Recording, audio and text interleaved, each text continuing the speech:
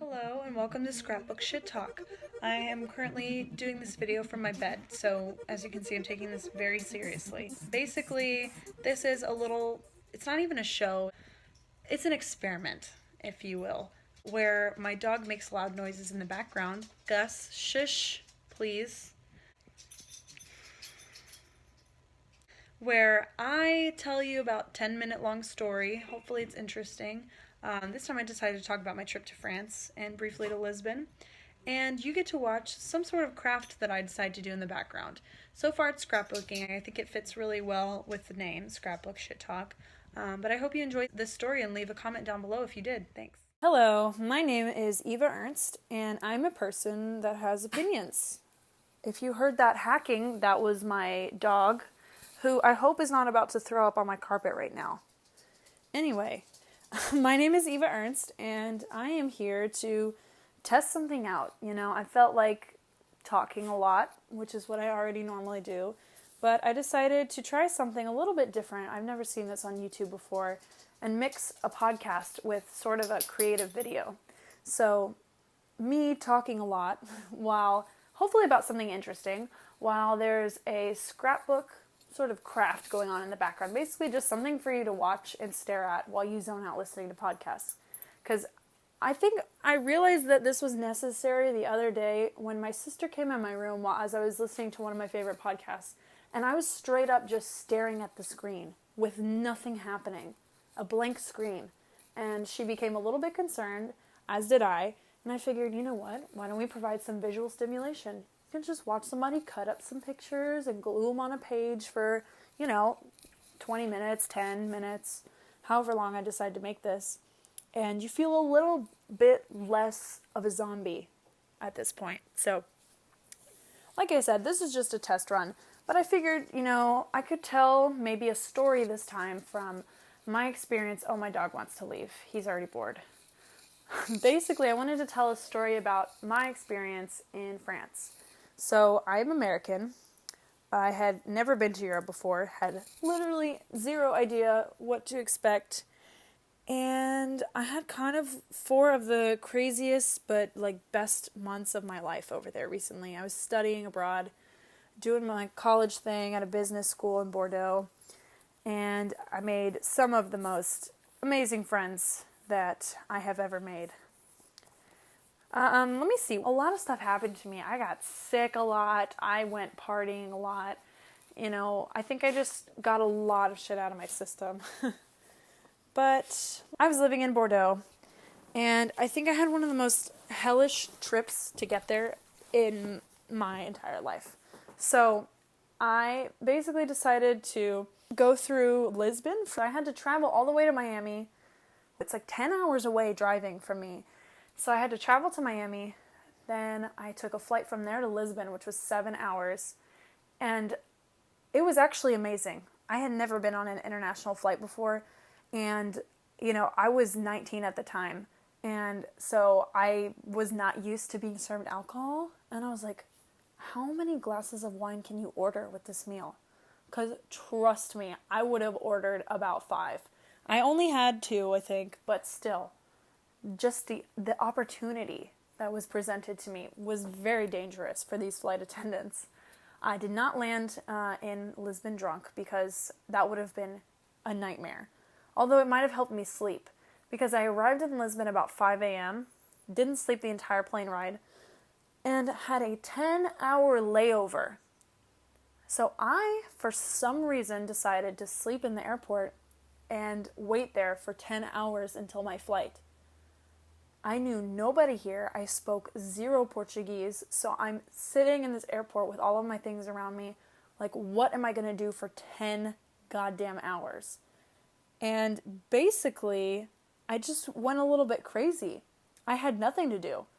I couldn't even keep a charge on my phone, so I went and got some coffee and tried to make friends with the cashiers. I was so desperate for friendship at this point. And for some reason, I thought they would all speak Spanish, which is the most ignorant thing that I think I've ever thought. I understand that Portuguese and Spanish are 2 very different languages, but for some reason I thought they were more likely to learn Spanish than English, which is not correct. And even so, I do not speak a lot of Spanish, so it would have just been easier for everybody involved if I decided to speak English. I thought, okay, I'm in Europe, I'm going to show off a little bit. I don't have the skills to show off, so I just made a fool of myself, and so that was embarrassing, but whatever. I ended up, I think I did go a little crazy. I didn't talk to anyone for about 7 hours straight. I didn't even say a word out loud. And so I kind of was like, do I exist? Is time real? Am I in purgatory right now? Then finally, a light shone down on the flight departure list, and my flight finally had a gate. So I went all the way there, and then I had an 1.5-hour flight to Bordeaux. I was like, thank fucking God, I'm finally leaving this airport. And I got on that plane. I totally just knocked out for that entire 1.5 hours somehow, and landed in Bordeaux. Had to negotiate with this lady at the office who was super, super nice. And she told me how to get to my apartment. And I was very excited. I'm like, I'm here. I'm going home. Turns out the airport is an hour away from where my apartment is. So I had to ride this bus for an hour with my giant ass luggage. Like huge, huge luggage, because I'm going to be there for 4 months. So I leave the airport after customs literally left my bag open and threw it on the conveyor belt. So there was just like stuff flying out. I was like, well, that's great. And I had this guy I sort of made friends with in the Lisbon airport who was asking me about Bordeaux, and he only spoke French, which was fine because I speak French. But he was trying to bond with me over how pissed he was that customs left his bag open. But he started speaking so fast that I was like, I can't even tell who you're mad at anymore. I just want to go home.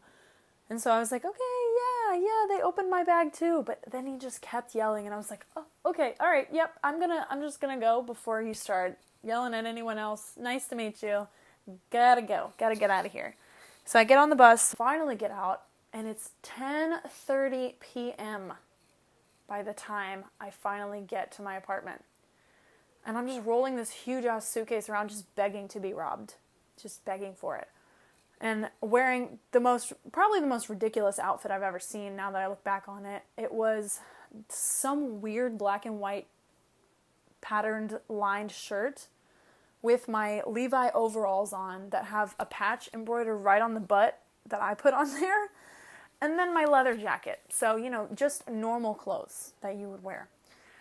And my giant black cat eye glasses. So I am finally in front of my apartment, and I don't remember which window is mine. I just know that my landlord put the key under one of my windows.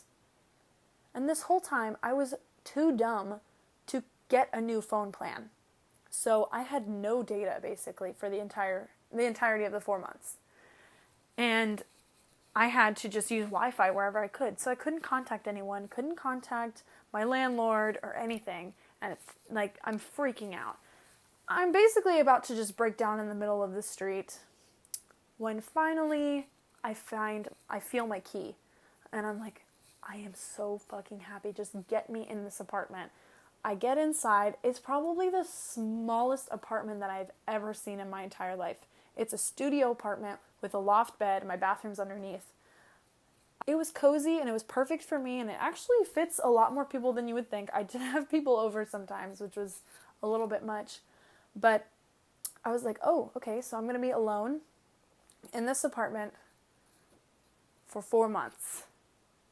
And then I passed out for 13 hours because I had been awake for 25. And you're going to have to see what happens the next day on the next podcast. That's right, cliffhanger, except the stakes aren't very high because this is not a cool fantasy story. This is just me having some issues getting to France. I promise you it gets more interesting. I hope you guys enjoyed listening to me ramble on about basically complaining about the fact that I got to go to France. Yeah, so no, I had an amazing time. I don't want you to think that this one little part of my trip was reflective of the whole thing. I just thought maybe someone who travels a lot could empathize with me a little bit And, you know, hopefully someone who goes to travel to Europe in the future does not make the same mistakes as I did and get a 10-hour layover in a city where you don't speak the language and you're going to be all by yourself. And drink water, folks. Eat food. Do not forget to eat while you're at the airport. That was also another mistake that I made. And just, things will work out. Also, get a European phone plan if you're going to go over there and you're from the States or Canada or anywhere else that's not Europe. Get a phone plan. I cannot emphasize this enough. Anyway, hope you guys had fun. See you next time. All right, that is the end of my video. Here's my dog Gus. The one who you saw, or heard rather, coughing up random things, shaking his collar around. This is the star of the show, really. Anyway, thanks for watching, guys. I hope you really enjoyed the video. Just want to say, I never said I was good at scrapbooking, so please don't judge me on that. I also don't want to make it sound like I hated Lisbon, because I literally didn't even go into the city. I ended up going back later and absolutely loved it. It's a wonderful city. Have a great day, and see you later.